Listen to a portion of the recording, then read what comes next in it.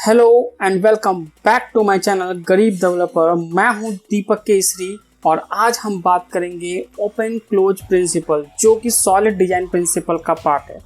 In object oriented programming, the open close principle state the software entities that is class, module और the function should be open for extension but close for modification. इसका मतलब ये है कि हमें अपने system में कुछ नई फंक्शनलिटी इंप्लीमेंट करनी है तो ये ओपन होने चाहिए, लेकिन अगर हमें कुछ मॉडिफाई करना है तो ये क्लोज होना चाहिए। मॉडिफिकेशन का मतलब ये नहीं होता अगर हमारे प्रोडक्ट में एक एरर है और उसे हम मॉडिफाई कर रहे हैं तो वो इसके अंदर नहीं आता, वो एक्चुअली बग फिक्सिंग आती है। तो चलो इसको हम थोड़ा और डीप में समझते हैं क्या है एक्चुअली।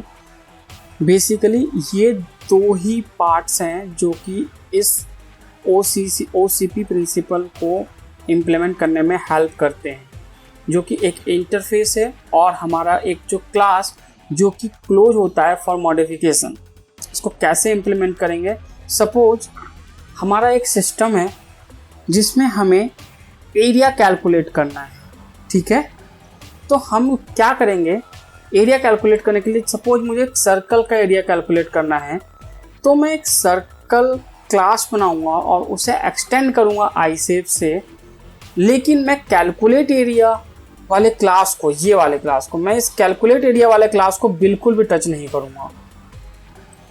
सिर्फ open for extension, that's it.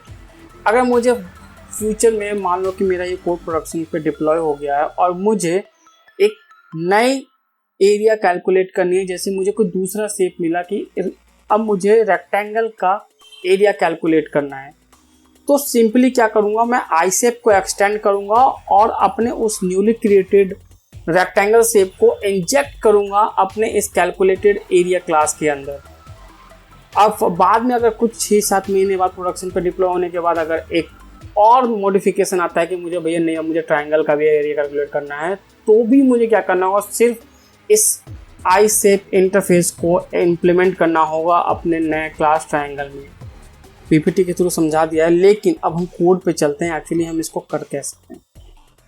Open close principal को स्टार्ट करने से पहले हम एक ट्रेडिशनल वे देख लेते हैं कि किस तरीके से हम पहले अपना एरिया कैलकुलेट करते थे। मान लो कि मुझे सर्कल का एरिया कैलकुलेट करना है, ये अपार्ट फ्रॉम OCP है।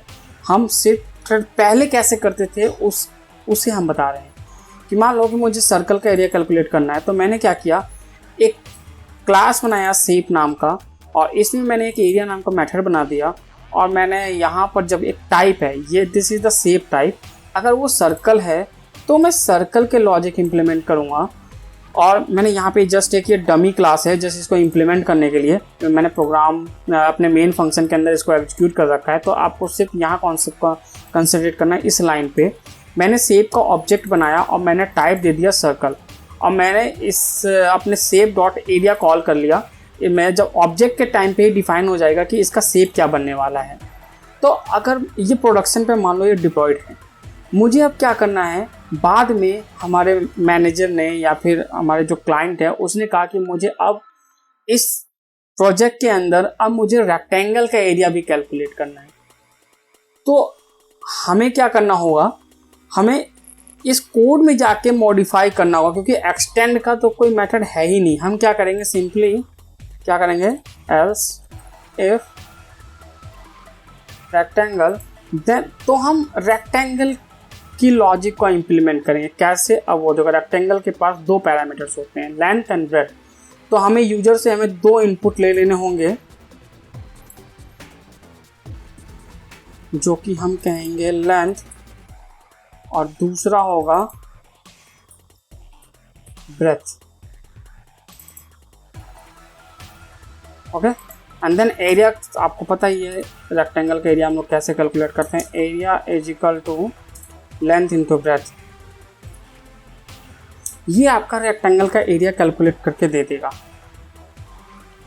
और अगर हमें अब लेकिन हमें अपने मेन UI में भी मॉडिफाई करना पड़ेगा। लेट्स से अब हम 2 मिनट के लिए सर्कल को कमेंट कर देते हैं, नहीं तो मुझे सर्कल की इनपुट भी करना पड़ेगा, लेकिन प्रोडक्शन पे हमें हटाना नहीं है, हमें लगाना है। तो हम लोग क्या करेंगे, रेक्टेंगल का टाइप हम सेंड कर देंगे इसके अंदर,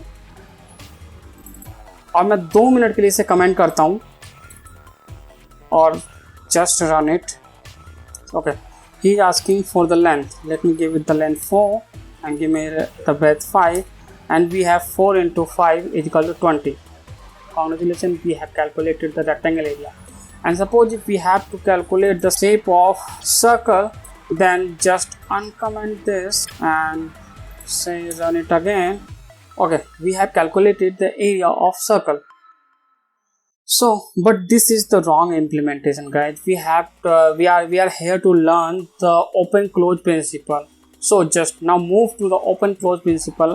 What I have explained to you in my PPT, that we have to create our interface, and then we have to create one class that provides us mapping tool to calculate our area according to the shape we have provided, and this will work according to the dependency inversion principle. So I have created already this one so that we cannot waste our time. I have created an interface which is called the I shape, and then I have created the calculate area. This 2% will not be modified whenever our need will change, just keep in mind. And I have created the circle class that I have to calculate the area, and I am extending this. According to the open close principle, we are free to extend our application but not free to modify it. I'm not modifying any of the part of this system. This is basically the open close principle. And now let's say I'm implementing this open close principle. Just comment this the rectangle part, and now we are able to run this. Let me modify to the main program so that we can execute our open close principle.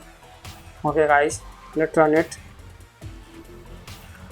Okay, the radius is 3 and we are getting the area of circle is 18.4. I am already given the input in the hard code format to save our time.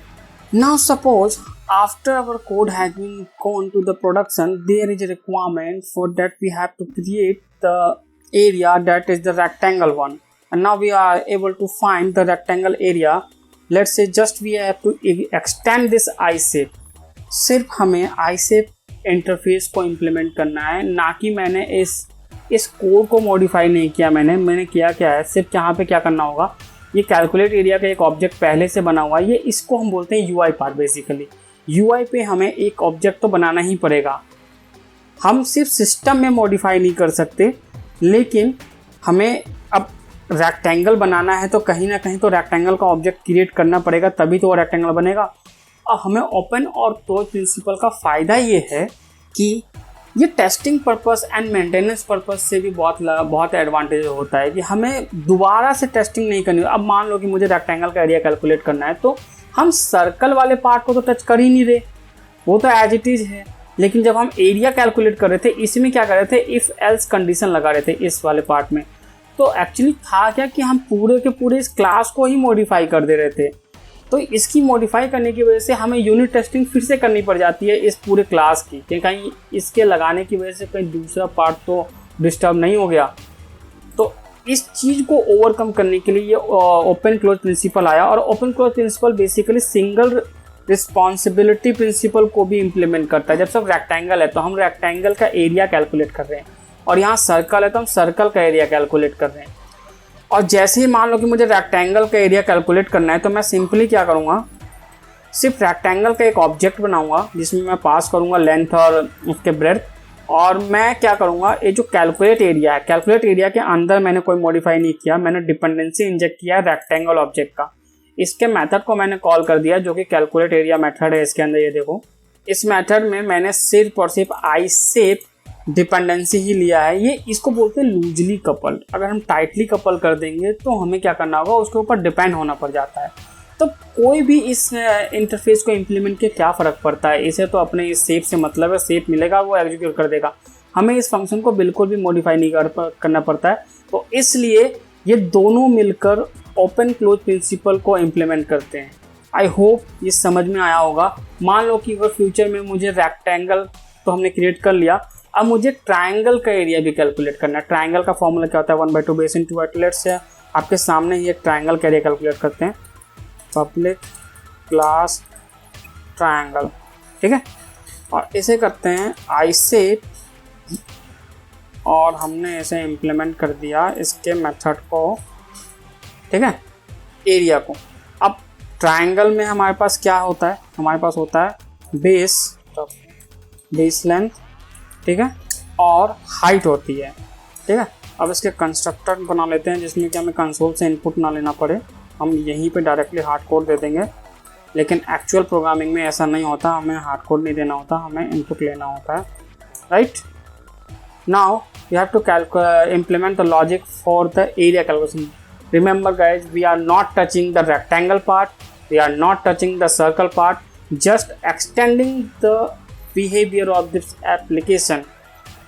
So we have to implement return area, we have to say base length multiplied by height.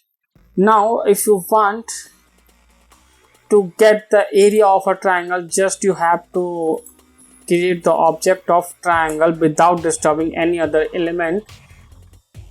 New triangle, and I will say the base length I will say 5 and the height I will give 41, and that's it. Our triangle is ready. Now we are not modifying this calling part. Let's say console, I have to say calculate area dot calculate area method, and we have to pass this dependency, that is triangle shape.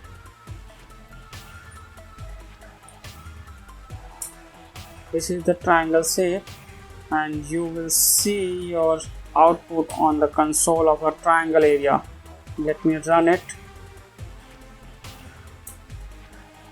Format this.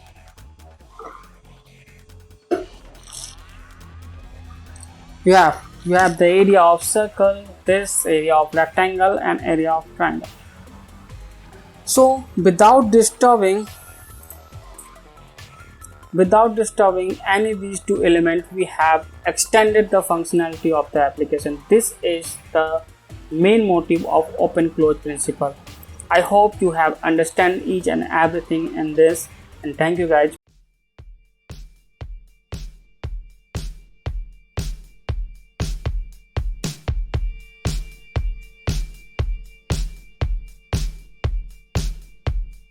One, two, one, two, one, two, one, two.